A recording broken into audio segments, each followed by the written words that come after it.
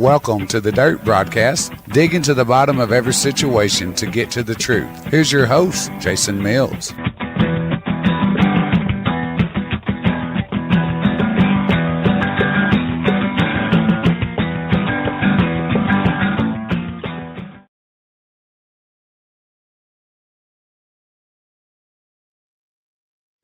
Hello, folks. How's everybody this evening? We appreciate you joining us tonight on the Dirt Podcast. I'm your host, Jason Mills, and we will give everybody just a few minutes to join us here.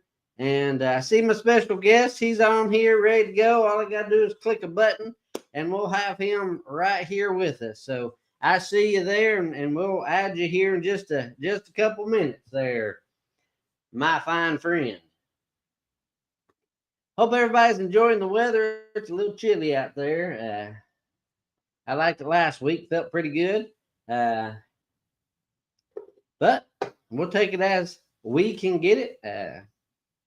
Again, we're just going to give it just a couple minutes so everybody can join us and get on here, that kind of thing, before we jump into all the fun, exciting information happening here in good old Union County, Tennessee.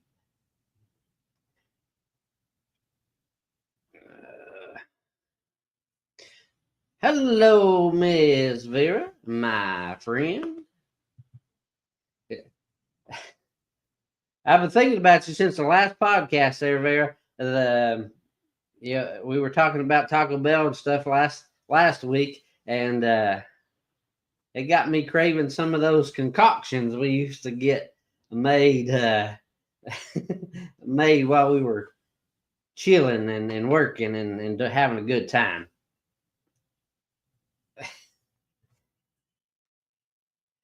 But it is very cold. I don't like it. But what can we do about it? Like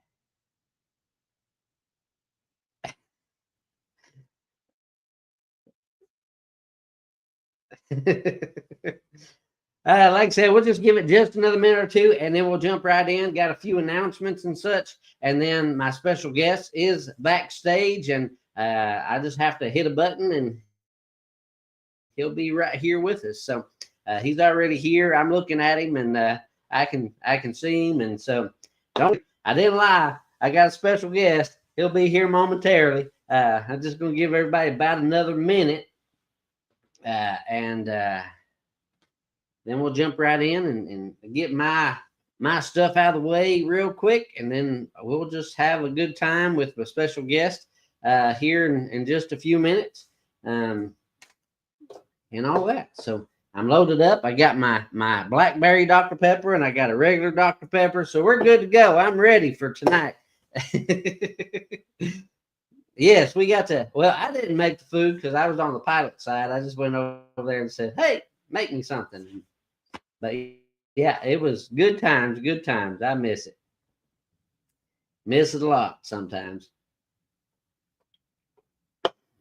All right. Well, in about 20 more seconds, and then we'll jump right in on a stall. But I do want to thank everybody for joining me tonight on the Dirt Podcast. We appreciate it. I'm your host, Jason Mills. If you didn't know, surely you know by now. We do appreciate you. Remember to like, share, comment. We appreciate it more than you know. If it wasn't for y'all getting on this podcast and all that good stuff, I'd be sitting here just talking to a screen for nothing. But so we do appreciate you joining us. Matter of fact, we'll just get started here. Matter of fact, I do want to thank each and every one of you for last week's podcast. It blew up, went crazy. Mr. Brantley, if you're on here, I'm giving you a run for your money. Right now, I checked right before I went live. On last week's podcast, I am at 4.4 thousand views. And then on YouTube and Rumble, I'm on a little over 100 views. So we're looking at 4.5 plus or minus thousand views for last week's podcast. And that's awesome. We appreciate everybody for joining us and Why do I keep freezing? I don't like that. But we do appreciate everybody for doing all that and watching that podcast. Like I said, that podcast blew up and it was crazy. But that brings me to another topic. I want to say I was right again. It was the next day, or maybe 2 days later, or something like that, that some of the county commissioners have been bashing us for telling lies and all that kind of stuff, came out and said, you're right. We just confirmed it, blah, blah, blah. So, eating crow. Folks, like I said a million times on this podcast, I don't just come on here and spread gossip. If I'm talking about it, you can pretty sure bet that it's fact, other than my opinion. Of course, my opinion is my opinion. But when I get on here and I tell you that this happened or that happened, it's pretty much fact. I try real hard, and I do a lot of work and research and talking to people and all kinds of things before I even think about bringing up a topic on my podcast. Matter of fact, I've been for 2 weeks now, been talking to people about a certain topic, but I refuse to talk about that topic until I have all the facts. And so some of those people I've been talking to that been wanting me to do the podcast on that subject probably are getting a little tired of me. But like I said, I won't come on here and do a podcast without having all the facts that I need to back up anything that I say. And so that's why I said, like last week, I came, the news broke that certain commissioner resigned. I told some folks and they made posts about it. And so I came and I did my podcast, and I don't know why it was such a big deal, but like I said, they don't like for the information to get out, I guess, before they're ready for it to. But it's not my problem. Be open, be transparent to the citizens that you serve here in Union County. So I take that as a win. I appreciate, again, being right again. I've been through these battles with Union County government many, many times, and got called names and this and that and the other. And you know what? It doesn't bother me one bit.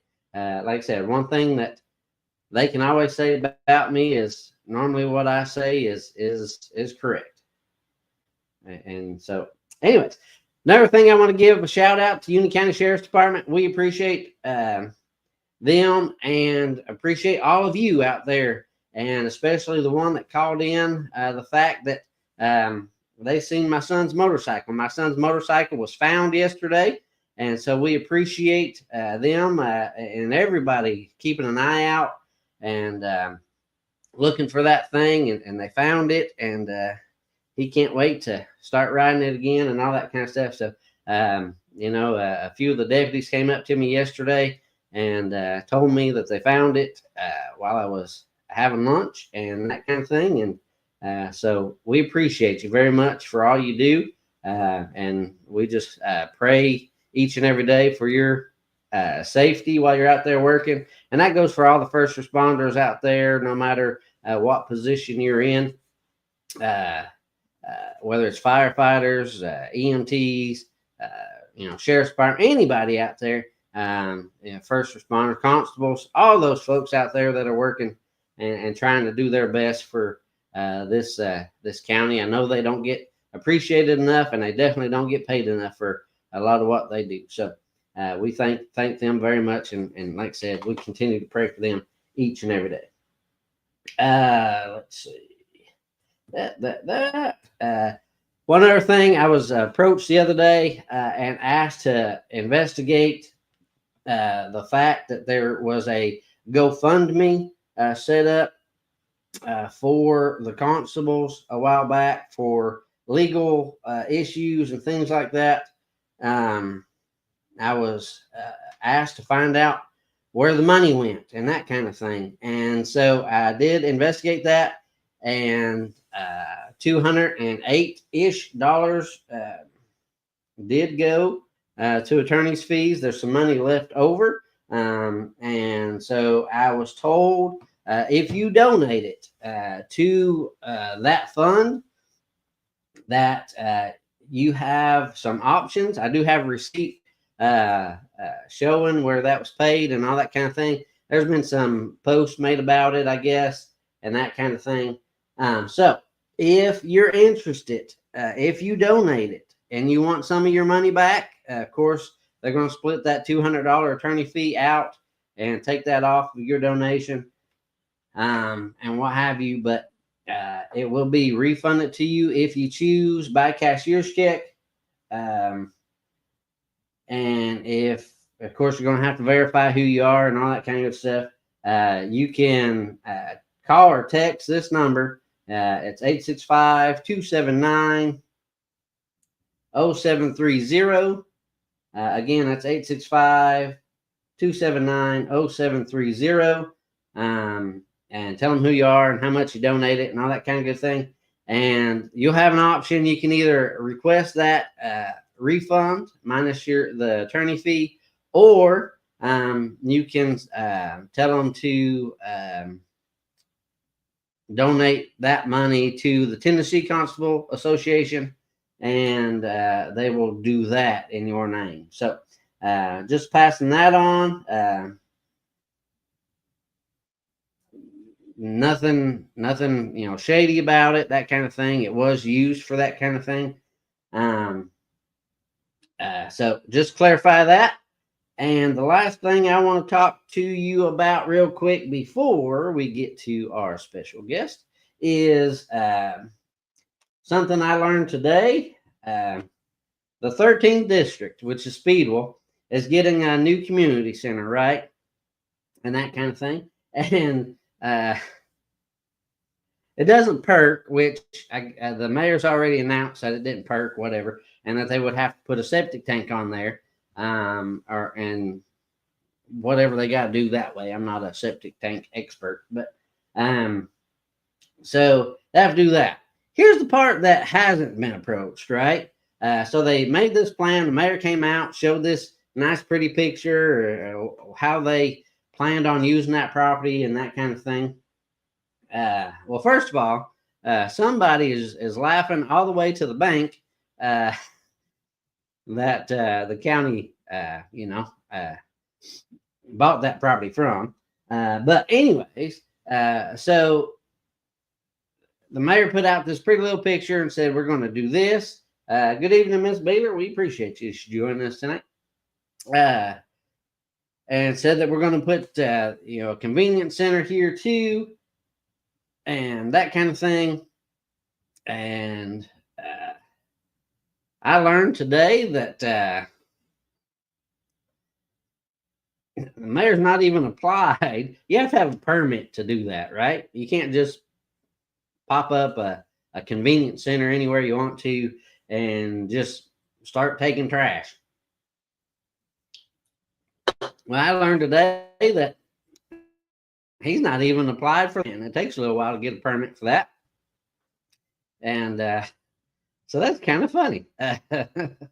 But so for you all out there in the 13th district that might be thinking right now that you're going to the convenience center, when that gets opened over there at the convenience center, you might not do that because he's not even applied for the permit yet. So that's just a little update on the Speedwell Community Center and the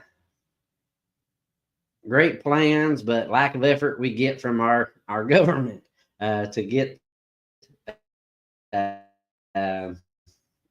even do what you want to. But I bet if we were wanting to go and build a new garage out there or whatever, I bet the county would be breathing down our neck, wanting to know where our permit was because they want our money. And I don't know. It's just fine.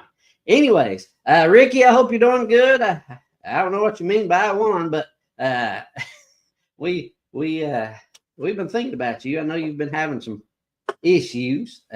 So good to see you tonight and that kind of thing. All right. let's jump in here and get our special guest. I'm going to give him as much of the podcast as he wants.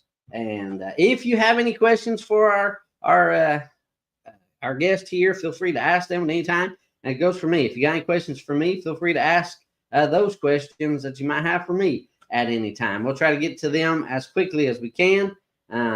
Again, if you're watching on Rumble or YouTube, or Rumble especially, I don't see your comments. I can only see Facebook's comments and sometimes YouTube's while we're live. So feel free to shoot me a message on Facebook or whatever if you have a question and you're watching on another platform. So here we go. Constable John Dennis. We appreciate you, John. How you doing? Mr. Dennis? Thank you. Can you hear me okay? Appreciate you. Yep, you sound good. I'm going to turn you down so people can't hear the echo there.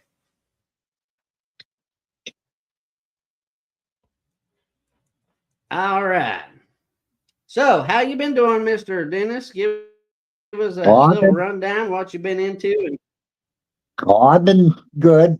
We're still fighting the county commission, trying to figure out why they want to get rid of us. But as you know, because you've worked with us from the beginning, that Sidney Jesse's been after the constables for the last 8 years.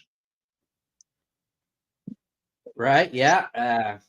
He's had something out for the constables, and everybody knows that's why I got involved in the beginning a few years ago anyway, because he was lying about the constables and all that kind of good stuff, and lying to the other county commissioners and to the public about how that system worked, and we proved him wrong, and that's what saved the constables in the first time. Exactly. And he just doesn't realize. And, the commissioners were offered a workshop by the Tennessee Constables Association, which none of them committed to attend.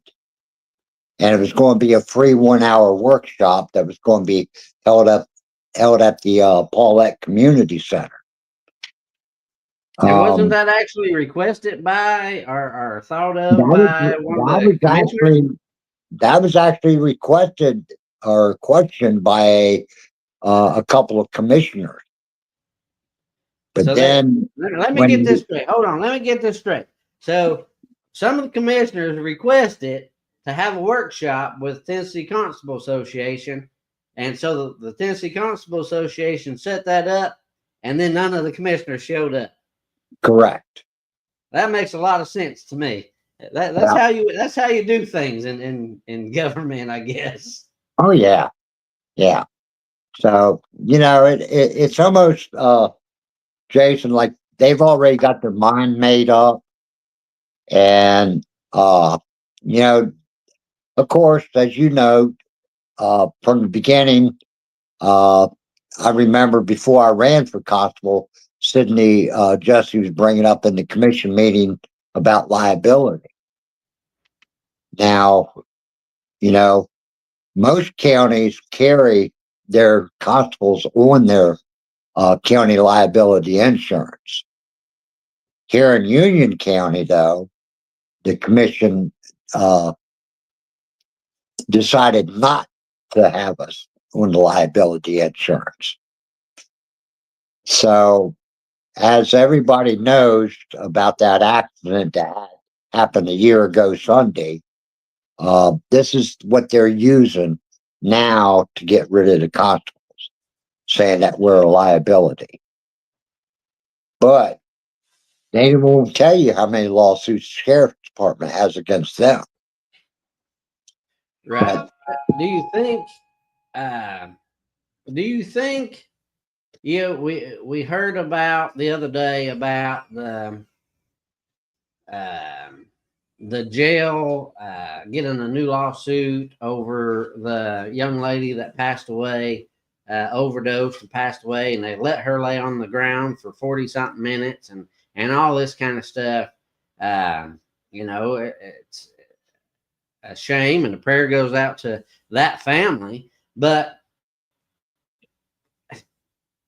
that's not the how can they say that the constables are such a big liability when you got stuff like that going on right in the same building that they go and make these decisions in? Exactly. And the whole thing is, I know they're basing this on me, for that call that they sent me on a year ago. When, if they would just look at the facts and look at Tennessee Highway Patrol's report and their investigation, I wasn't nowhere near them when they crashed. I showed up on scene. Can we talk about that for Sure. Can we talk about that just for a second? I don't want you to say anything that's going to affect lawsuits or anything like that. So No. if I say something that may, I don't want you to do that. But here's what I want to start with before we go down that road. Tell me as much as you can without getting, like I said, in trouble. Tell me what happened that day. Walk me through how that day happened. Because let me tell you, I hear so many people say so many different things, and that you were chasing him and you caused it, and this guy was stopped for you and he was nice and he wasn't drunk. And I've heard so many things. So let's hear it from the horse's mouth. You tell me what happened. Well, I received a call that a white Dodge pickup hit a mailbox on Sharp Chapel Road. Okay. Well, the mailbox is in the eastbound lane. Okay. They were going westbound when they hit the mailbox. So they actually crossed the lanes and almost ran off the road that way. While I was up that way, I could not find them. So I was almost down at Horseshoe Bend, which everybody's familiar with that. I was down at Horseshoe Bend when they called again and said that they were getting reports from Lakeview Marina and that he was up there. So when I turned around and headed back that way, I had a vehicle that got caught on my radar doing 75 miles an hour in a 45. And when it got close enough and past me, I noticed it was a white Dodge pickup. So it takes me a while, because if anybody's ever been up and down Sharp Chapel Road, there's not too many places to turn around. So I had to find a driveway to turn around in, and I went back the other way. I lost sight of them until I got down to Palmer's Junction, and they had stopped in the parking lot of the old store there. I sat behind them for a good minute, running their tag and getting the information. And as soon as I got out of my vehicle and started walking towards their vehicle, they took off. So there was no chase. So once I got back in my vehicle, I notified dispatch, told them, hey, he just took off. He's heading towards 33. I got a glimpse of him making a right-hand turn onto 33, heading south. By the time I got up there to the stop sign, there's vehicles in front of me already. So I had to activated my lights and sirens, made that right-hand turn.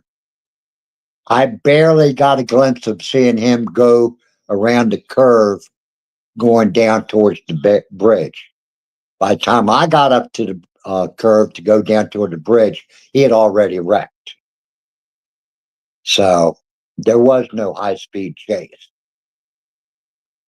So Because that area of 33, there's no way with the oncoming traffic and traffic in front of me, there's no way to get around people because there's no room for them to pull off. Right. So, So when you seen them turning on the 33, give me a guesstimate. How far away were you from them? I was probably about 500 yards. And when you got up to the accident scene, did what was what did you do after you got up on the accident scene? Once I got to the accident scene, first thing I did, I got out, ran up to the van that got hit. Then the truck was over the guardrail, and I heard one of the passengers in there screaming that he was burning. So I ran back to my vehicle, got my fire extinguisher, which, THP saw all this on my dash cam. And I ran and tried to put the fire out. That's when Coffee, Union County Sheriff Deputy Coffee, showed up on scene. And he was down there with me with his fire extinguisher. And we couldn't get the fire extinguisher. So we went to the back of the truck, started busting out windows to see if we could crawl in there and get the one guy out, which we couldn't. And I received burns and cuts from that, trying to get to him. And we just couldn't get him out. He was pinned in there between the seat and the dash because the dash was pushed in so far. There was no way we were going to get him out. Right, that was my next question. Did any of you and the other officers get hurt during that Yeah. process? Yes, he had injuries and I had injuries. And just to clarify, the Tennessee state troopers did an investigation and all those kinds of things. And what was the outcome of that? Well, as you know, I belong to the Southern Police Association. So I was represented by a lawyer, which showed up at the bridge that night with me. And my lawyer advised me to take my time, not give a statement that night. He wanted me to wait until the next morning because, the adrenaline rush is going and you don't remember everything, detailed. So waited till the next morning. I went to his office. We wrote up my statement. THP took my dash cam out of my vehicle. They took my body cam, and which didn't catch anything except for us trying to rescue the people. But THP came up on that Monday to the lawyer's office and brought my dash cam back and told my lawyer that I was cleared, that I did nothing wrong. What? Say that one more time. The investigator for THP gave my dash cam back to my attorney and told my attorney that I did nothing wrong. That's just crazy because all this is your fault. Well, I know. And, it's like Chief Brian that night was down at the bridge and, he come up to me, he said, you did exactly what I would expect any officer of mine to do. So just relax, because it was a experience that you don't want to experience. Exactly. And being in law enforcement myself, I understand where you come from. Some folks that don't or haven't had to experience law enforcement, that kind of thing, maybe they don't completely understand. And that's why when you asked me for the opportunity to come on the podcast and give your side of everything, I was like, absolutely, let's do that because it's only fair. Because really nobody has given you a real chance to tell what happened and what the story was. And so I appreciate you coming on here and giving me the chance to allow you to do that. No, exactly. And from my understanding, uh, I've been dropped out of the lawsuit, although Mayor Bailey is going to, he had a meeting here in Sharp Chapel a couple weeks ago and told the people of Sharp Chapel that they were served with the lawsuit and that I was served with the lawsuit, which I wasn't. And I got a clarification on that today that it's just the county that got served with the lawsuit. So, Uh, so so I've you're been left, telling me, so you're I've been left telling out of me it. that the person that caused the accident hasn't even been served on a lawsuit. Exactly. This just gets this gets crazier and crazier. Oh yeah. But I do know the county because I have talked to the county insurance claim adjuster. I won't go into detail on that, but I gave him some very good information, even information from Facebook, what people were posting that day about how they were driving back in Lakeview and everything. So, but I can understand the county turning it over to the insurance because I guess it would cost them more to go to court to fight it. Right. And that is typical with any lawsuit that goes against a government, whether it's county, city, state, really any lawsuit with any big corporation, even is it's cheaper for them just to settle it and get rid of it than it is to go through years and years of court dates and all this stuff. So Of that's course. normal. So I want everybody out there to understand that if there is a settlement on this, it's not necessarily because Mr. Dennis or anybody else is necessarily guilty of anything. It's just cheaper for the taxpayers that way in this case. Well, the thing is, I mean, it is because I don't know how much it would cost the county to fight it. Um, I mean, it seems like our county attorney doesn't like to do much work, but my attorney basically told me I've been dropped out of it. Okay. And it's my understanding that the Tennessee Constable Association had members show up there at the accident scene too. Is that correct? Of course, yes. I had Jacob Thomas, who was Secretary of Tennessee Constables Association. He came up there that night. Shannon Gray from Anderson County, he came over there that night. Because I was basically treated like a redheaded stepchild by most of the people that were on scene that night. So, Right. Um, then my attorney, he showed up at 12 midnight on the bridge. well, that's a good attorney. Oh, I yeah. might have to you might have to send me his name. Well, he No, but worked for the FPA, so right. I get it. I'm just kidding. Ah, so I don't want to spend the whole conversation just about that accident because we have a lot of other things to cover. But um, do you think it's fair that um, just on this specific incident, because we're going to talk about some other stuff, but just this specific insurance because of the liability, I can't seem to think it's the liability.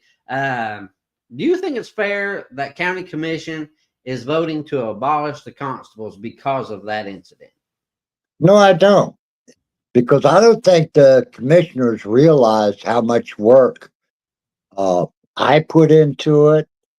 I can actually vouch for Tyler Sharp, how much time he puts into it.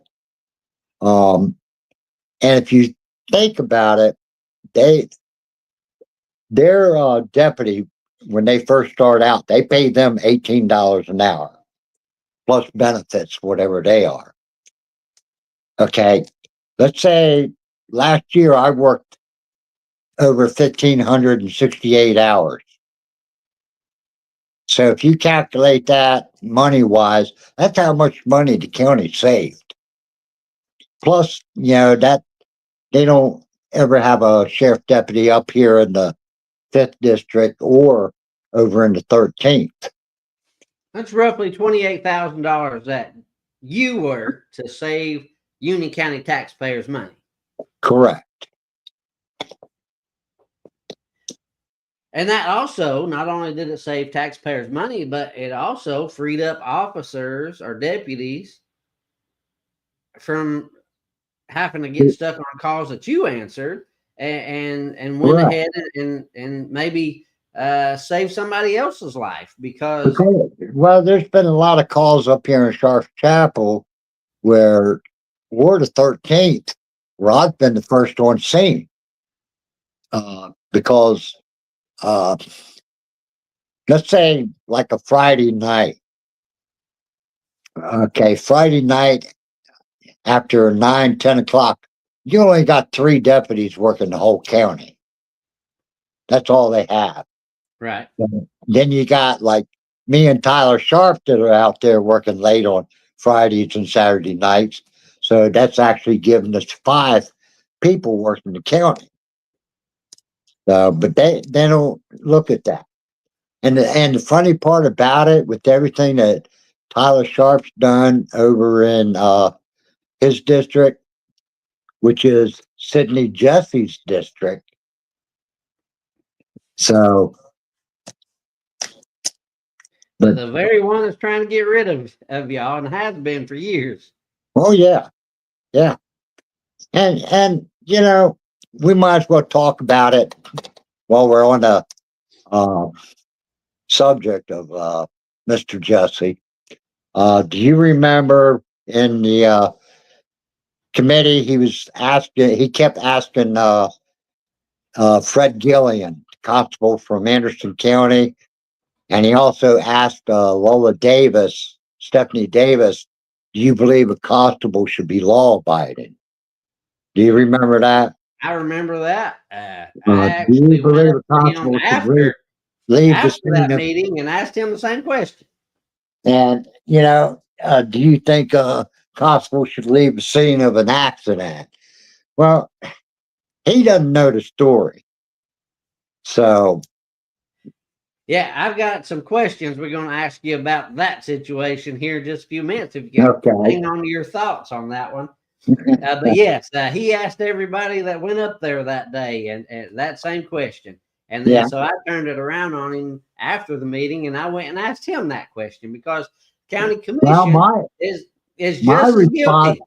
My response to him, if the constables, if he wants to ask if the constables should be law abiding, we should ask him if commissioners should be law abiding. And that's exactly what I asked him. So exactly what I asked him right after. I'm not saying anything because I'm still working on some stuff, but there's some people in our government and sheriff's department that shouldn't even be in the sheriff's department or in our county government. Right.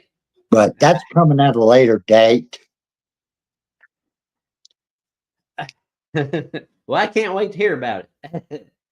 Again, folks, if anybody out there has a question, feel free to put it in the comments. We'll ask it. I've got a few questions that have been sent to me, so we're going to ask some of these questions, and then we'll get into some other stuff. But I don't want, like I said, don't want to dwell on the bridge accident for a whole long time. It is a tragic accident and something that should never happened. And so we appreciate you for what you did. And we also pray for all the families that were affected. Well, the whole thing about it, Jason, a lot of people might not know, but there's been other accidents there where the county police have chased people or people were running from the police, but you don't hear about it. Right. Because it involved the constable, it's all over the freaking place. Well, it's easy to shed a bad light on the constables because we want rid of the constables as a local government. A lot of us Right. citizens, especially I know those out there in the 13th or Speedwell, love you and want to keep you, Yeah. and and several other folks out there in the chapel want to keep you.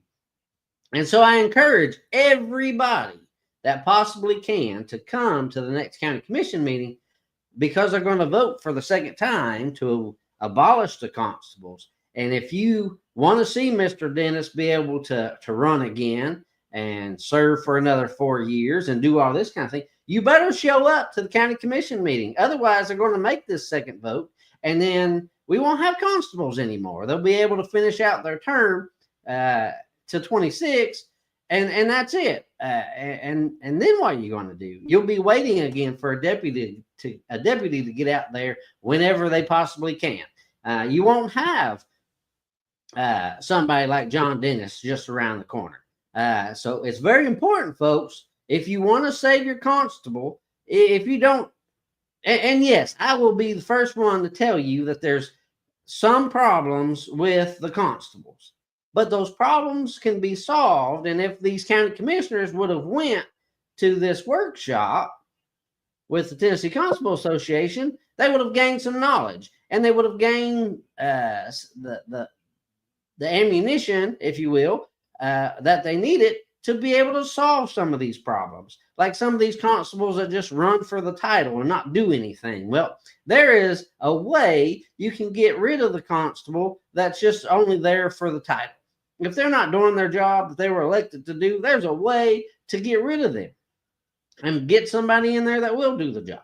There's a way, if you got a constable that's not doing the right thing, to get rid of them.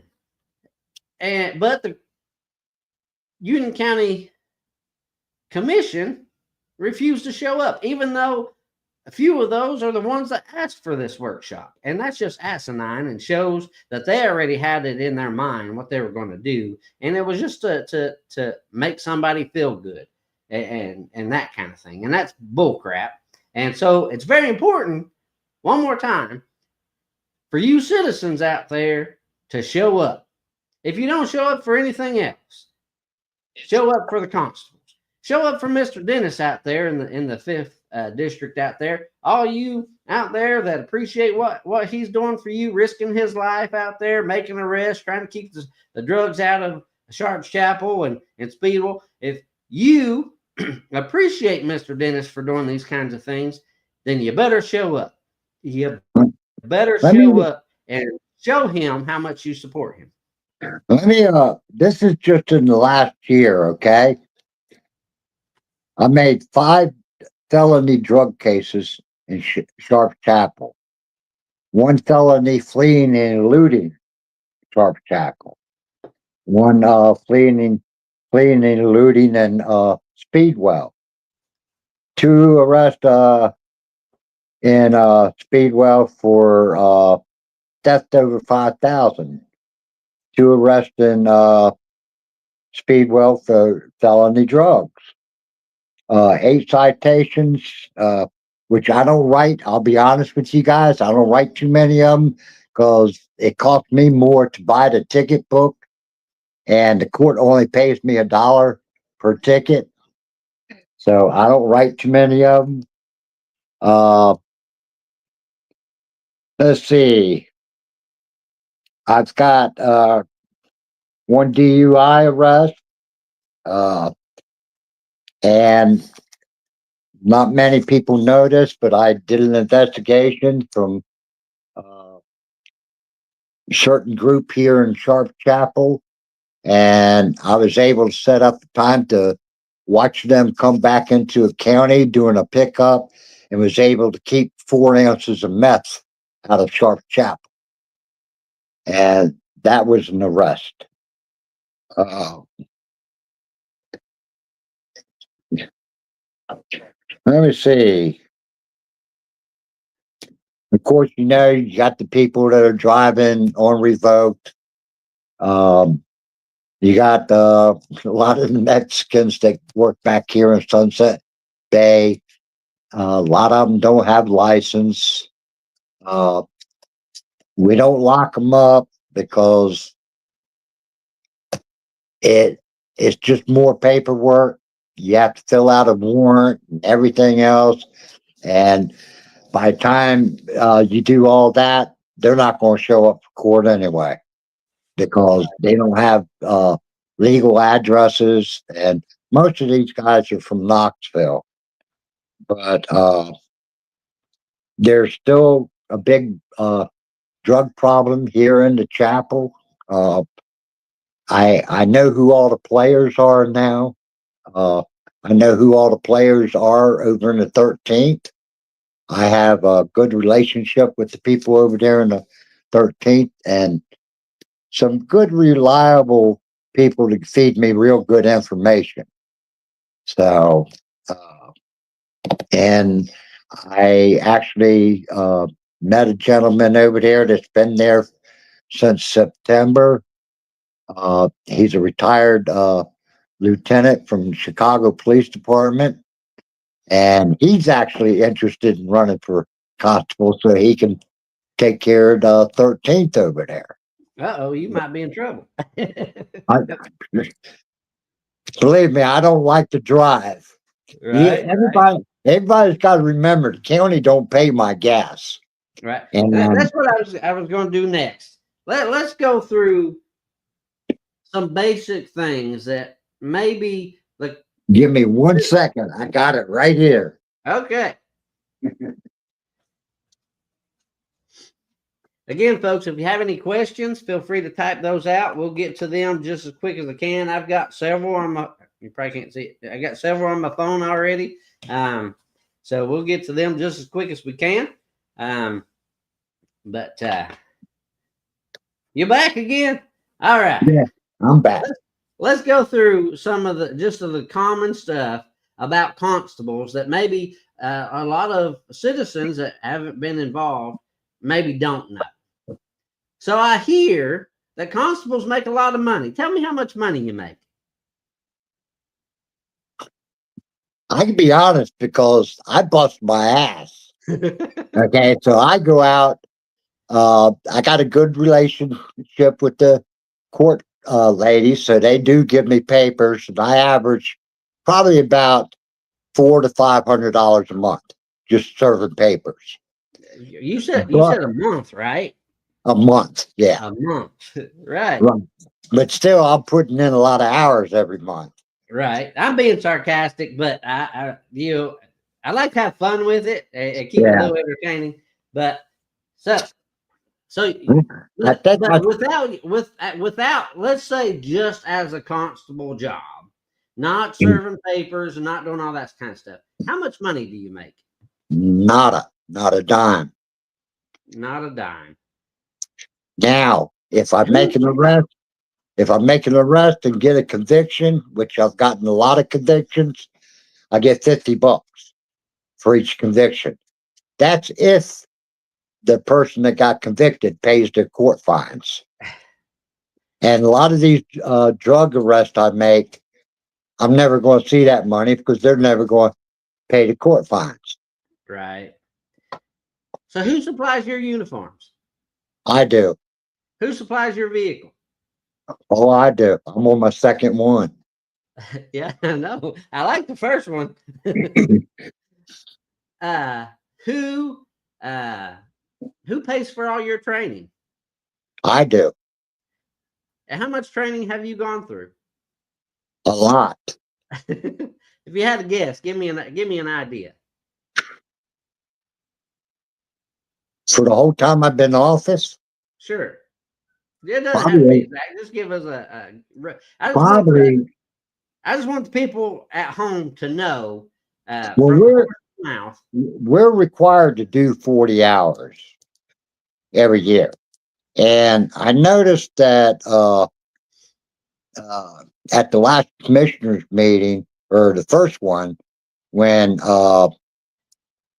Commissioner Simpson was questioning the constable from Anderson County, and asked him what training we did. And he says that the constable told him the virtual academy. So Simpson automatically said, well, you do no in-person training. And he really didn't give him time to answer.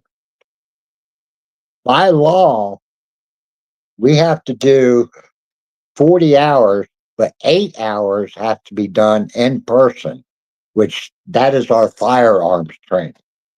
Has to be done in person. Oh, Me, so being told, because a lot of these commissioners say that you get to carry a firearm and have no training, so that's a lie. right. So me personally, I do what I have to do by law on the virtual academy. There's certain classes we have to take. I do that. Plus, I do a lot of in-person classes. And I usually do it with the Jefferson County Constables. And because they have a lot of training sessions together as a group. Not only that, I'll go to different classes online and get certificates for those that when they offer them, sometimes Homeland Security will offer something and I'll take it. I've Have taken you that. been able to attend any of the trainings that the sheriff's department has been doing? I've only got to take one class with them. That was radar. And that was taught by Andrew Woods. And we send all the prayers out there to Mr. Andrew. Exactly. He needs all the prayers he can get. And I meant to say that earlier and just was trying to rush. Let's see. How much money does the county give you Nothing. to be a constable? Nothing. Do they offer any benefits? No. Does being a constable benefit you in any way other than serving your community and that kind of thing?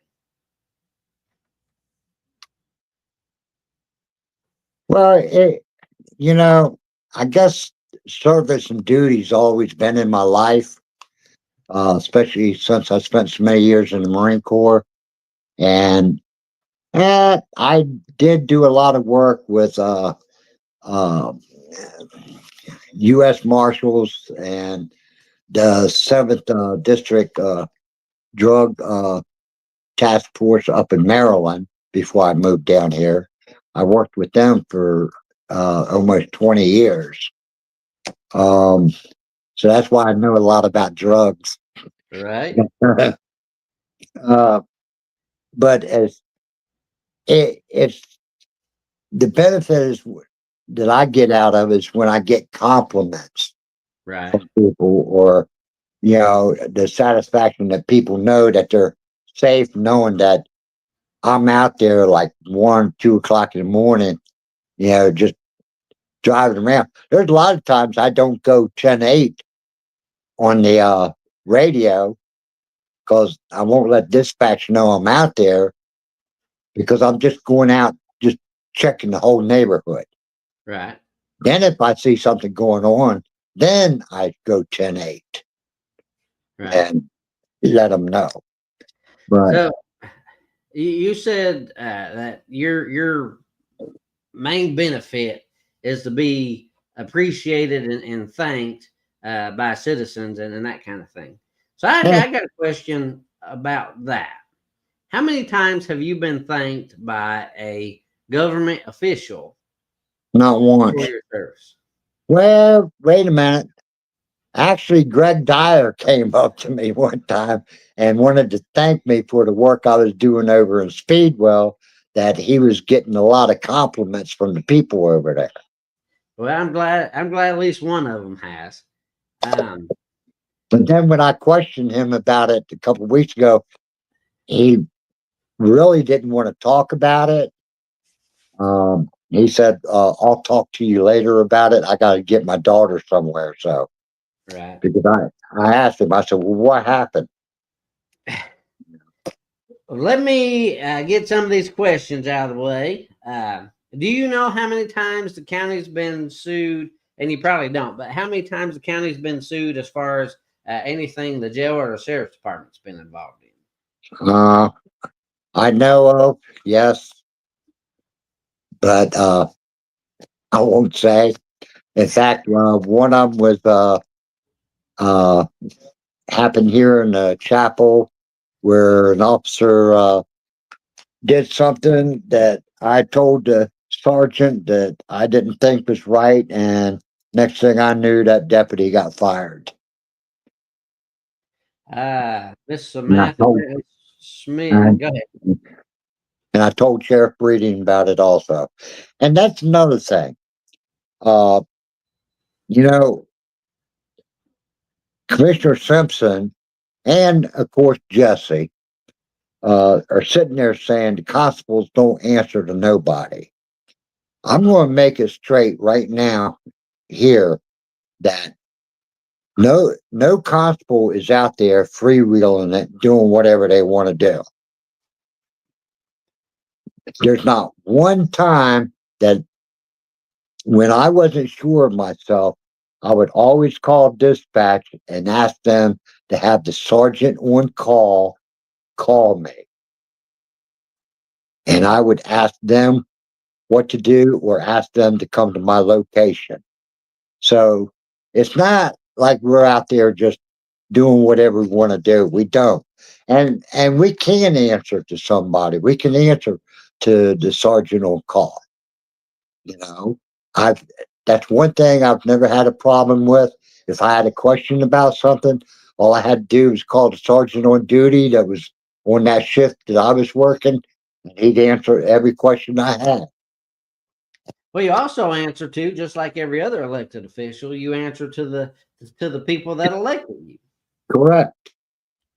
But nobody's ever asked me any questions. Miss Samantha Brantley Smith asked, "Do you have access to mental health care after a traumatic experience?" The sheriff's department was supposed to set that up for me and the deputy, but that never went through. Okay. But you got to remember, I'm former military, so I, I deal with stuff pretty good. Um, but I'll have to admit, the other day when I was talking to the insurance adjuster, my wife actually had to come in and hold my hand still because I was shaking so much, Right.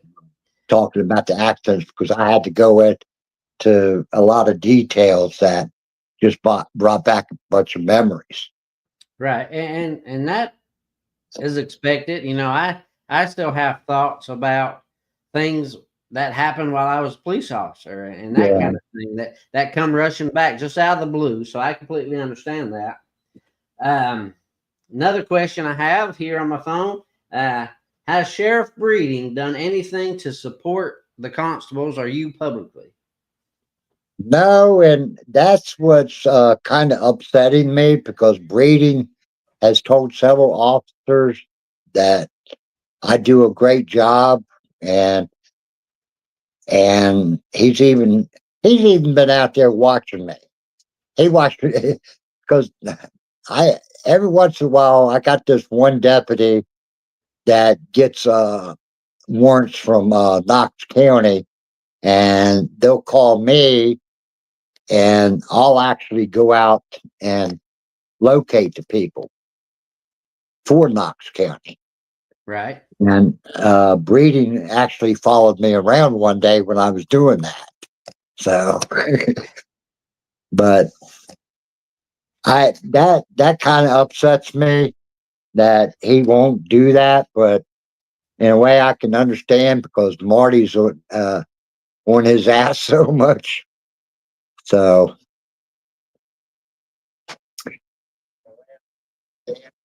I have a question that says, "Do you believe UNL reporter Marty Smith has a vendetta against the constables. Of course, I, I don't know why, and I have a feeling. Well, it's only against me. Uh, Evidently, she likes writing about me a lot. Um, I think it would be because of this one officer that wrote a letter to the Tennessee Constables Association about me.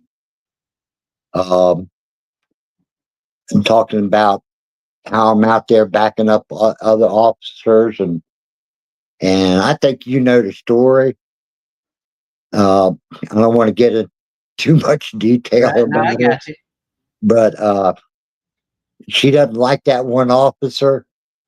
Marty does it, and I know the one time Marty printed in the paper that I was spotted at Food City putting a 6-pack of beer in my vehicle, which I don't give a crap because the county don't pay for my vehicle. The commissioners don't pay for my vehicle. I pay for my vehicle. I insure my vehicle. I had to get rid of my personal vehicle so I could get a vehicle to do my job as a constable in. And that's the only vehicle I've got to drive. So, Right. yes, Well, I do my that's shopping. information that's information that the public needs to hear. You know that Exactly. you made that sacrifice and got rid of a personal vehicle so you could serve the community. And Exactly.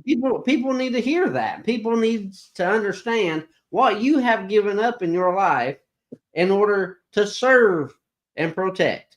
And for a county commission to just want to do away with the office is again asinine. And I hope that a ton of people show up at the county commission meeting and not only show up, but call and email. You could do that right now today. Call and email your county commissioners and tell them that you want to keep your elected constables, and you don't want me to go on my rant about I don't understand how an elected official or elected body can abolish another elected body. I think that's Yeah. asinine too. But Miss Samantha Brantley Smith says if you ever want to connect with her for free mental health, please reach out to her. So we appreciate her for doing that. We appreciate her for everything that she's doing right now, as far as helping the community and all her outreach that she's doing, and we appreciate what she's got going on too. I appreciate that. I think I met Miss Brantley at the courthouse one night. I think it was that night that they did the first vote again. Uh, I'm proud of the work that she's doing in the community. That's something we really needed, um, because I don't think people realized the drug problem that this county has. Right. Um, I mean, it's bad. I mean, I've seen worse, but for as small as our county is, population wise, it's bad. Next But question I have. Sorry, I didn't mean to cut you Before off. you go back to the next question, let you were talking about everything that the constable has to do, as far as paying for our own uniform, weapons, tasers, radios. We have to buy our own radios. Uh, Vehicles, my laptop, so I can have access to the CAD system, was $1,200. I have to pay for my own Wi-Fi because I think you might, if anybody's been watching the 911 meetings, it was brought up in one of the meetings who pays for the constable's Wi-Fi. Well, the constables pay. We pay for our own in-car Wi-Fi service. Right. Last year, and I hope I don't get nothing thrown at me because my wife's sitting not too far from me. Last year, my fuel bill for patrolling was $6,198. And here it comes. That was just for last year. And Well, you add that to the 28,000 that you saved the county already. Close my calculator. Hold on, let me add that to it. And how much did you say that was? $6,198. So now we're up to, you saved Union County taxpayers $34,000.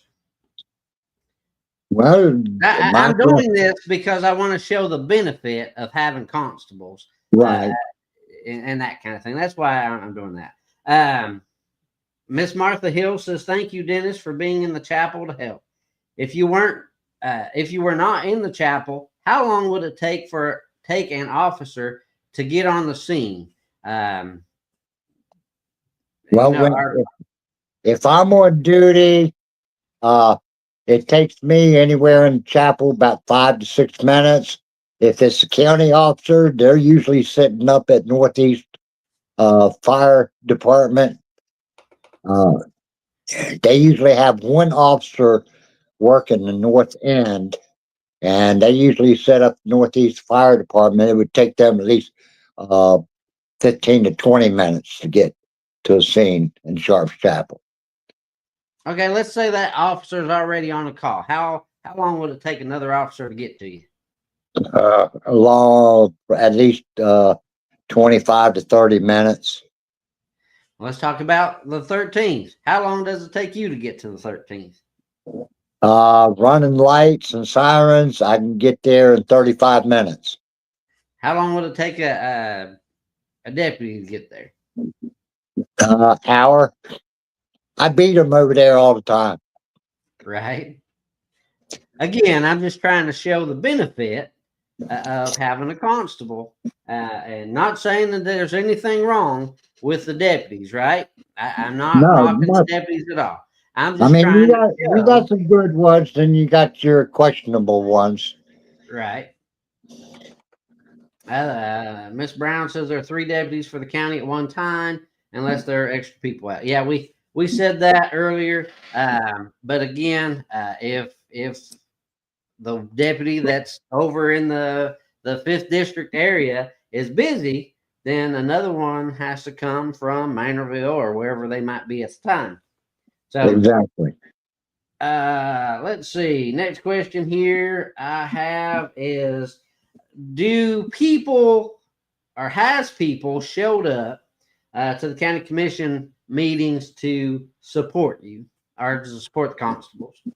We've had a couple of citizens show up, but right now it's mostly been you, Stephanie Davis, and the constables from Anderson County. And of course, before last time they tried this, we had a lot of protests and stuff like that. Oh yeah, yeah. Let's see. And I think you mentioned this earlier, but this is another question. Union County Commission purposely left the constables off of their liability insurance. Is that correct? Correct. Now, other counties cover their constables on their liability insurance. Right. And other counties, well, let's talk about Jefferson County. They have a really good relationship with the sheriff's department over there. And I guess Anderson County has a good relationship with their commissioners, not so much the sheriff's department over there. But there's going to be a new radio update. I don't know if Union County will ever be able to afford it. It's for the 911 system upgrade that's been going on throughout the state, and it's very expensive. But the radios that the officers have are $7,000. That's just for the portable. That does not include the in-car radio.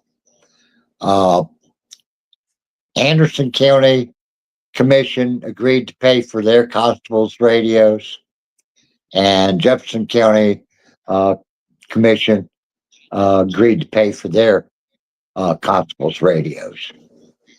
And Union County Commission has give our constables what? Nada. Oh, they took away $16 a month. Yeah, that's correct. At one point in time, constables did get a little bit of money, but yep, they took that away, and then they gave even more money to the road commissioners at the time, which I thought was crazy. But anyways, very important question, especially for those folks out there in the chapel and the community you serve. And that question is, if Union County Commission abolishes the constables, do you plan on finishing out your term? Yes. I will finish out my term until August of 2026. Hopefully we can get it stopped, but just in case, I just want everybody to hear that. No, the people elected me to do a job, and I know when this certain commissioner that looks like a hippie from the 60s now was talking to me about running for a constable. And I remember asking him one time, why haven't the constables that have been elected, how come we never see them out there, and why don't they ever do anything? And I made a promise to him and the people that I talked to that I would be out there trying to make a difference. And I feel like I have made a difference up here. Right. Well, there's Mr. Hank. Hank was our constable out here in the 4th District, and when he was out here, he did a excellent job. Unfortunately, he had to move away for employment reasons, I believe, is what I heard. But good to see you. Oh, Hank, there, we miss you out here. Yeah, Hank, where you at, buddy? Let's see. Next question I've got. It's been noted we've had a constable save some lives as far as choking children, and we've got you out there working and all this, and Hank did a lot of good things while he was here, and so again, folks, constables, as much bad as you want to hear through the Union County media, can't see them think the Union County media out here, they do a lot of good work. And I'll be the first one to tell you that we've got some constables that have done absolutely nothing.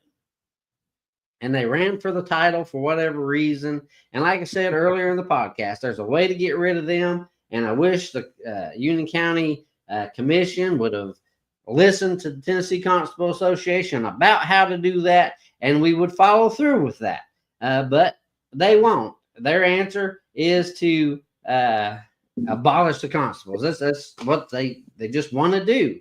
And again, I don't understand it. So people have asked, and this is one of the other stories that you started to hint on, but that's your feline, not your canine. That's your feline.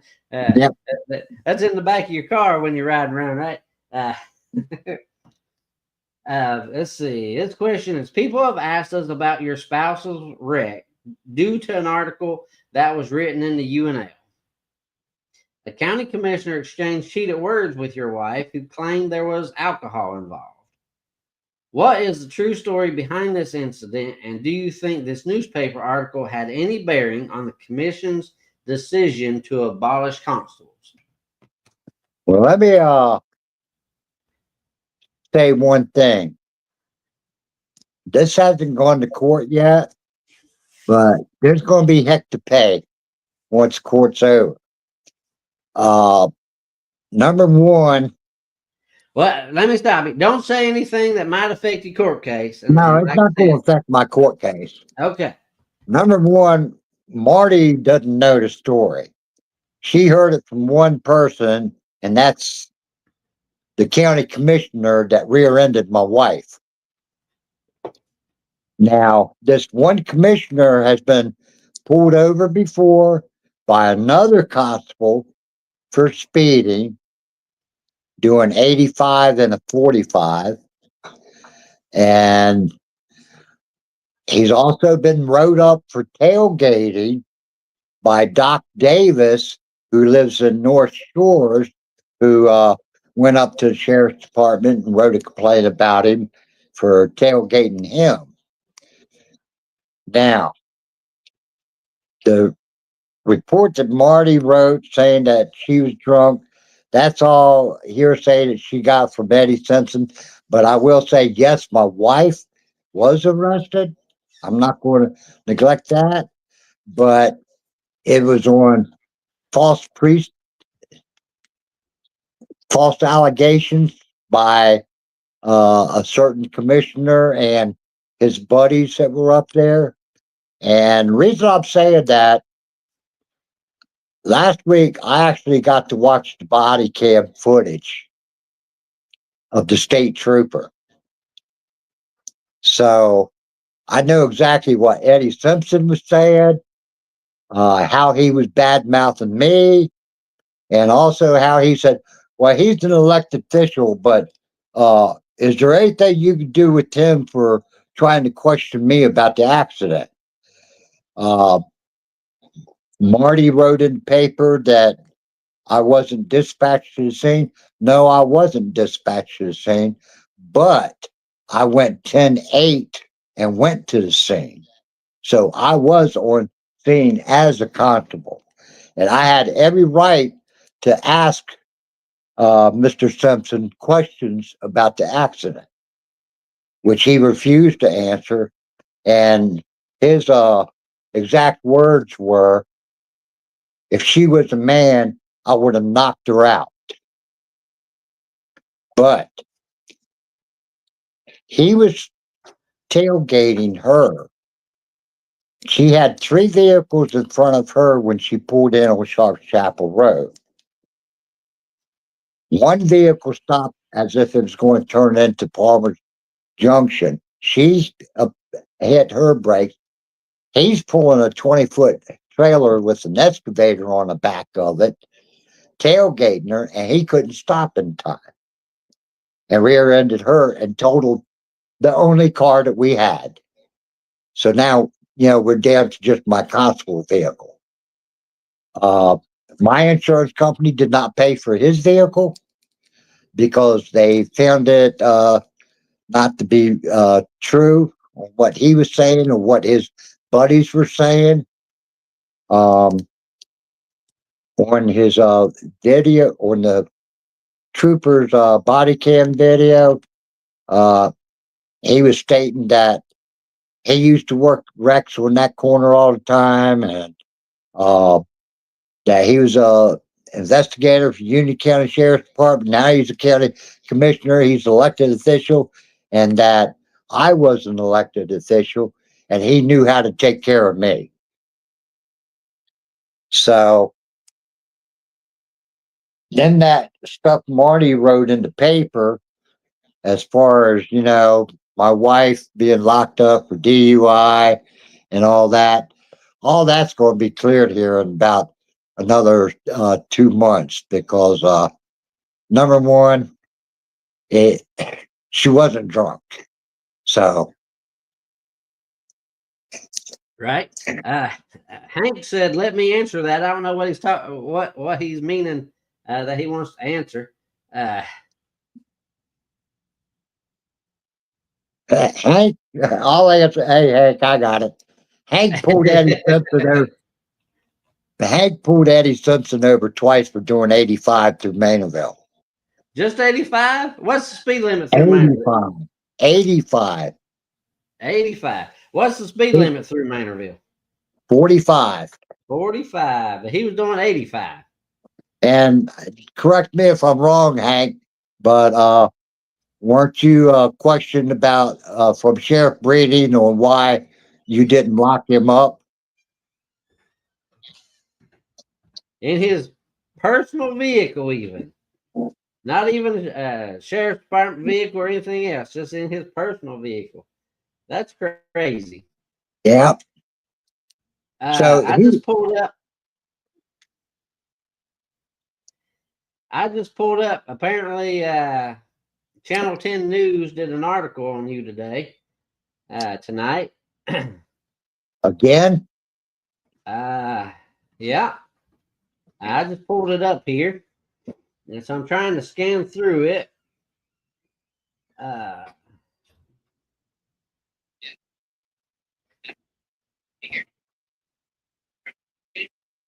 It says Dennis found Smith, turned his lights off, and got out of his vehicle when Smith took off. That correct? say that again. It says Dennis found Smith, turned his lights off, and got out of his vehicle when Smith took off. Not off. My lights were on. That But could have been I got out of the vehicle and he took off. Yes. Well, hopefully that's a typo on Channel 10's part. It says he turned his lights off. Lawsuit alleges Dennis pursued Smith outside his jurisdiction. Well, we all know that Sharp Chapel Road, one side is Claiborne County, the other side is Union County. So it splits. When you get up to the stop sign, you're and make that right, you're in Claiborne County for about 20 feet. Then you're back in Union County. I So want to clarify something, though, and you can correct me if I'm wrong, but I believe if you're elected constable, yes, your jurisdiction is the entire state of Tennessee. correct. So how could they say that you're out of your jurisdiction if your jurisdiction is the entire state of Tennessee? Well, the whole thing is every time a Union County officer, every time we go to Claiborne County, we're out of our jurisdiction trying to get over to the 13th. Right? So, Well, I just wanted to make sure everybody out there understood that an elected constable's jurisdiction isn't necessarily the district they were elected in. no, we're statewide. We can go anywhere in the state, but commonly, as it says in the statute, we normally practice our law enforcement within the district that we're or the county that we're elected in. Right. And I just wanted to make sure that people understood that. And even with the understanding that you got to go through Claiborne County to get certain parts of Union County, with the understanding that you got to do that little bit just to get around from Church Chapel. And even coming to Manorville, you've got to do it, that kind of thing. I get that. I just want everybody else to understand that a constable's jurisdiction is the entire state of Tennessee. Let's see. Through portion of Claiborne County, then back into Union County, Dennis chased Smith at high speeds southbound on Highway 33 when Smith lost control of the vehicle near the bridge and hit Scott head on, the claim said. What was your top speed during all that? Were you ever in a high-speed chase? No, I had traffic in front of me that I was trying to get around. So I would say my max speed once I got around traffic and everything, I probably reached 60, 65. They were already gone. I wasn't going to catch them. Right. So that's why I notified dispatch the direction that they were going so they could have an officer started the other way. So there was no high speed chase because I couldn't get up to speed because I had probably 5 or 6 cars in front of me. And if anybody knows that area of 33 right there, there's no place to pull off for either side. Right. Let's see. This goes on to say Scott's family filed a claim with the county in January saying the county was negligent. It wasn't a lawsuit, rather, it alleged negligence on Union County's part because of the chase. The county had 60 days to respond. and then the family could decide to file a lawsuit. The family did not hear from the county. No wonder a lawsuit got filed if the family did not hear from the county. Right. So the Well, see, families filed their suits on March the 10th. well, here on that, okay, my attorney from SPA, once got the letters, I got the same letters the county got. So I sent copies of my letters to my attorney. My attorney wrote letters to Union County attorney several times and never got no response back from him, asking him who, if the county was going to represent me or if they needed to, if I was on their insurance. But my attorney never heard nothing back from the county attorney or the mayor. Right. So like I said, it says the county didn't respond in that time frame, so they filed their suit on March the 10th. 10 News reached out to Union County Mayor Jason Bailey in January, who referred us to Union County Attorney David Myers. Myers never responded. There's a pattern here of county not responding to things. Yeah. So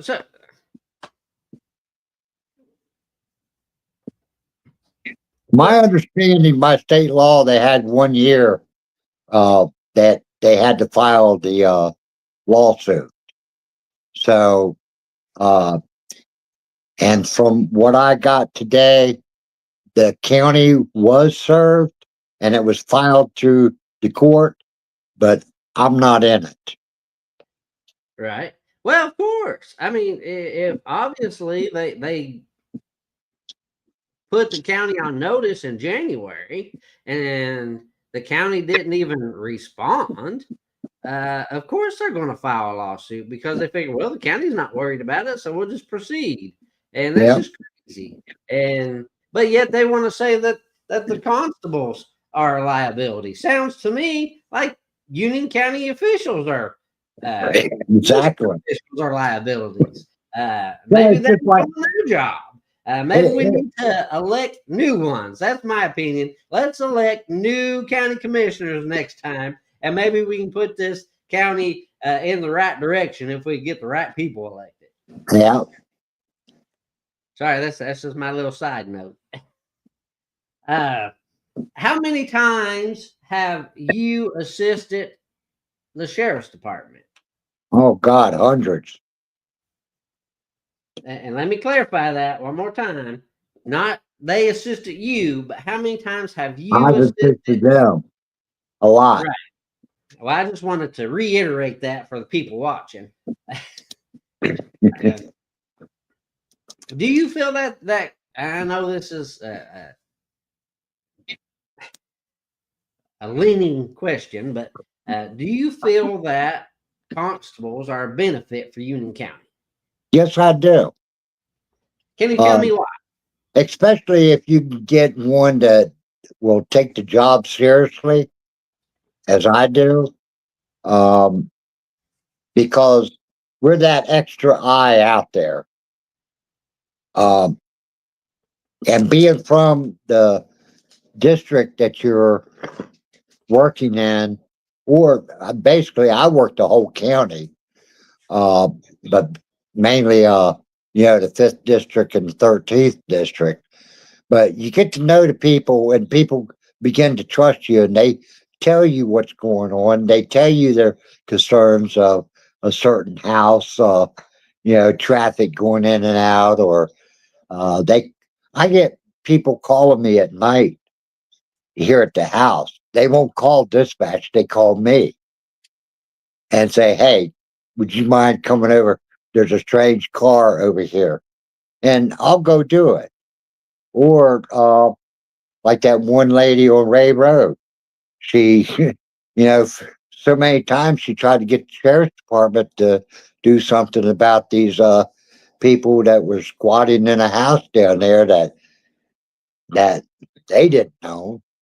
Uh, and the sheriff's department would never do anything about it. So I started patrolling the area for her and went down there one day, just gave them dirty looks. Next day they were gone. But Let me ask you this question. And again, being a constable and being a clear person, and I think you're you know a great guy as far as understanding the law and all those kinds of things. Do you think that these other constables out there that don't do anything, one of them was a setup, but do you think that Union County should follow the procedures that they have in place already? These aren't like things that are future related, but these are things that they could do right now today. Do you think, in your opinion, that county commission should follow those procedures and do away with those duds of constables? I have questioned Mr. Dyer about that.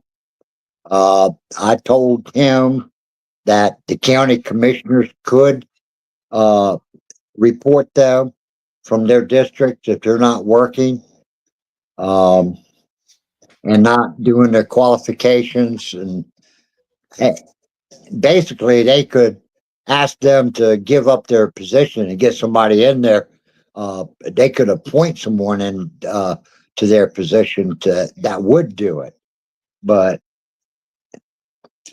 I think there's a lot of buddies.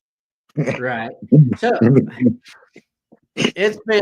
it's been said by some commissioners and some other folks that constables don't have any rules that they have to go by. Is that true? No, we have rules. I don't know what rules. That let's take that back to when I was telling you about how if I have questions about something, I'll call the sergeant on duty. I've actually gone up and sat with Sheriff Breeding and the chief and talked to him about certain situations and how I should handle it.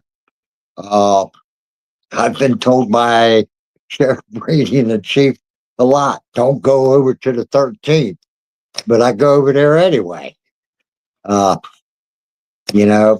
but no, we have rules and I believe if you go to the Tennessee Constables Association website, it kind of states out what a constable is and what we can do and can't do. But we do have we follow the same rules as what the county sheriff's department do. Well, I wanted to point that out. Like I said, there's been some commissioners stated that constables don't answer to anybody, they don't have any rules, and that kind of thing. And I wanted to clear that up. Technically, we don't have to answer to anybody in the sheriff's department. We can go on any call that 911 puts out there, even if they dispatch another deputy to it. We can go on them calls. I've done it a lot of times, especially when it's up here in the chapel, and I know there's no deputies up here. They call for a deputy that's there to Maynardville. I'll intervene and say, I'll take that call. I'm going. But no, I mean, if you had a rogue constable out there, yeah, he probably wouldn't have any rules. But you know, the But if you constables. did, there's ways to get rid of said constable. Exactly. Yeah. So instead of abolishing the office, maybe we should strengthen the office. Maybe we should work with the office. Maybe we should give them a little more credit for what they're doing. Like I said, you've saved just one constable. We figured up has saved the taxpayers, $34,000, give or take. So if we had 7 constables, um, if we had 7 constables um, that were actually working and saving the taxpayers of Union County money, we would save almost enough to pay this lawsuit that the jail just got for that young lady losing her life. Exactly.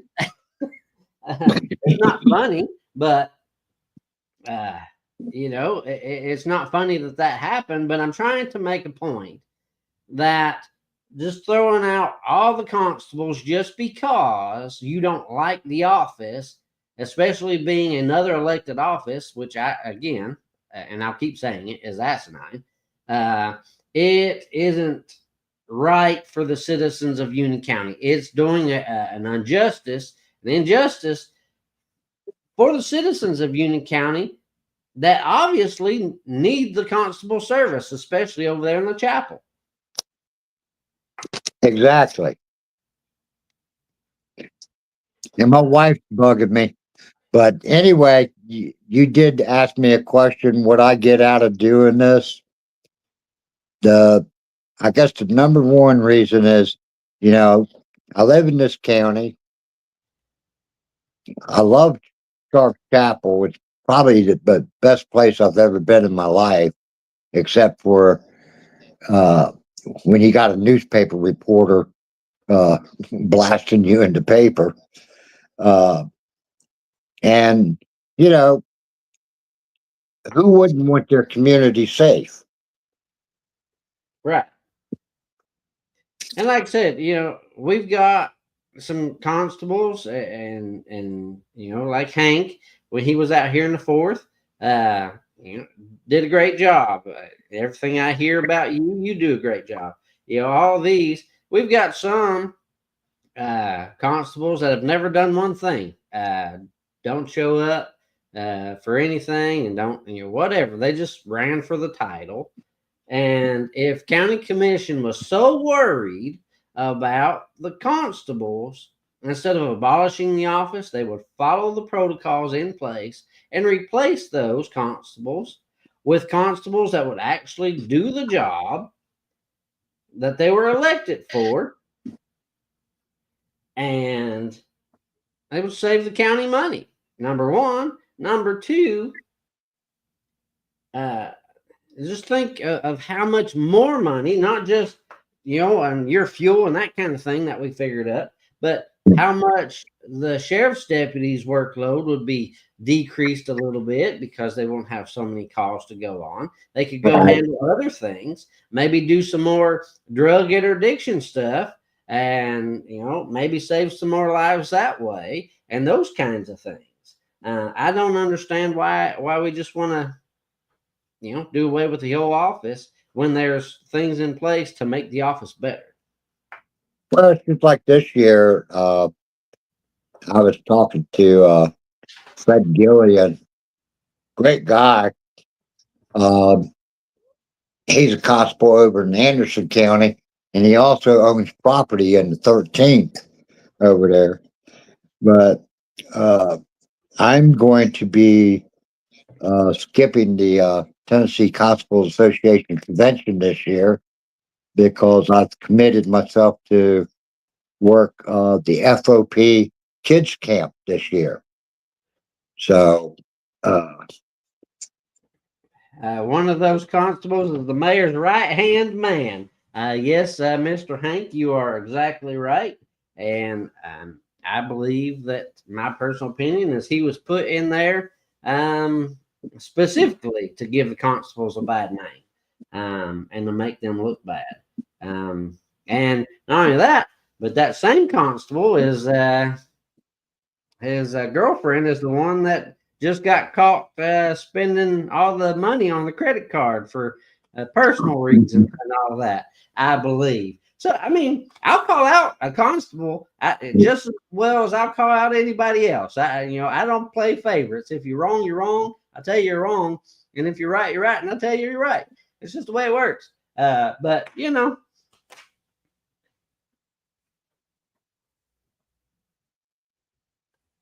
well, folks, if you got any more questions, go ahead and send them right now. And if not, we'll be wrapping this up. Mr. Dennis, you got anything else you want to? No. Well, I'd just like to thank everybody that has been supporting me and the constables through this ordeal. I see a lot of good comments on social media, especially when the paper wants to post something on social media. But I just want to thank everybody for the support. And like I said, even if they do abolish us, I will still give 100% all the way up until August of 2026. So, right. Well, there's two things. Again, folks, if you got any comments, questions, now's the time to put them on there, because we'll be wrapping up here shortly. But just two things I want to say. Number one, now is the time, folks. If you want to keep your constables, if you want to keep Mr. Dennis out there working in Speedwell and in the chapel, and to still have this benefit, this protection that the constables offer, if you want to keep those, you need to show up at the next county commission meeting. Not only that, you need to write emails, you need to make phone calls to your county commissioners, call the mayor, all this kind of thing, and put some heat on. Now's the time to do that. And if you don't stand up for those that stand up for you, well, thank you, Mr. Hank. I'm getting finer, just like wine. It's fine. Anyways, now's the time to stand up for those who protect you, right? If you want to keep them, you need to show up. And not, like I said, not only that, you need to write letters, emails, phone calls, all these things. Support the constables. Let's keep them. And if you don't, and then when you don't have that availability to an officer after next August, and you wonder why, then ultimately, folks, it's your fault. It will be your fault for not standing up, because now's the time to do that. And the only other thing we can do after that is, hopefully, if they get abolished, which most likely they will, unless we show up. Unless we show up. and you need to call your commissioners and start writing letters and emails to them. I don't think they realize that they're actually like this area here in Speedwell. I think once they know that I'm not working anymore, things are going to go back up, start happening again. Right. Our only other option, folks, is if they do, like I said, abolish the constables at this next vote. The only way they're going to change their mind is if enough of us show up and demand that they don't. Okay? That's the only way it's going to happen. Otherwise, it's pretty much said and done. They're going to abolish the constables.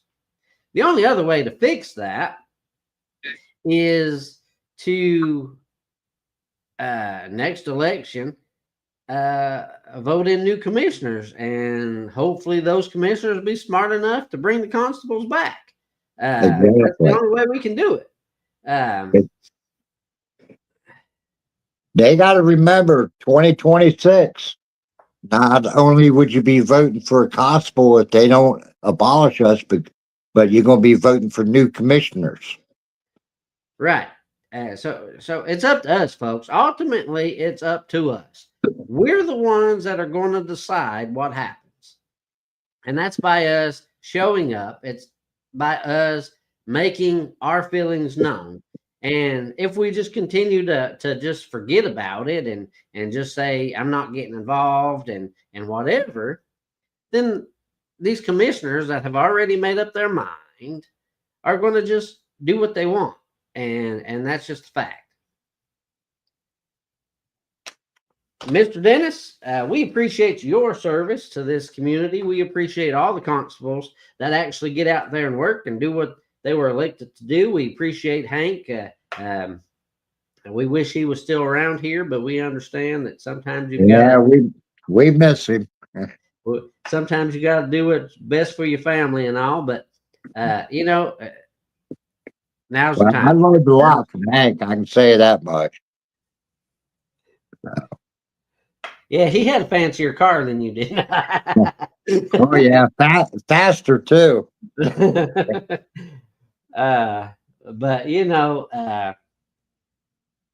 the election's coming up. You might think of it, it's over a year away. It'll be here before you know it, and it's time that we start making our decisions on either we're going to fight for a better Union County, or we're just going to let it be status quo in the good old boy system, and we'll just continue just let things be like they are, and we'll just continue. Yeah, we might get a new jail, but that doesn't, just because we get a shiny new object doesn't mean that things are going to get better.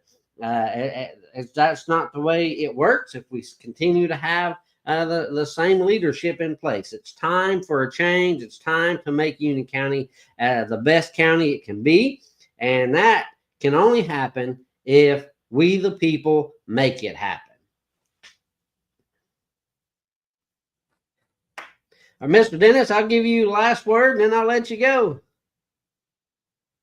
God bless Union County. Help us. That's right. That's all I got to say. Thank you for letting me have this time, Jason. You're very, very welcome, my friend. We appreciate you, and we hope you have a good night. And we'll talk to you soon. Okay. Bye-bye, sir. Hey, don't forget, people, we got a meeting coming up. I believe it's the last Monday. Last Monday of the month. Okay. That's going to be here real quick.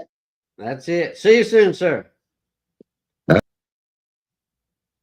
All right, folks, you heard it here first, right out of the horse's mouth. You learned some things, hopefully, about constables and what they do. You learned some things about, tax savings that we've got. You learned what they put in. Not to mention that they risk their lives, just like the sheriff's deputies do and the police officers do and all those kinds of folks do. Firefighters, they get out there and they risk their lives for no pay. And they get out here and help their community because they feel like they have a duty to serve the people of Union County. And so it's up to us right now, folks, to have their back, show up, write these emails, make these phone calls. We thank you. We'll be back next Tuesday, 8 p.m. Thank you for joining the Dirt Podcast. I'm host Jason Mills, and we appreciate you joining us tonight. We'll see you again real soon. And thank you. Good night. Remember to pray for me. I'll pray for you. And see you later.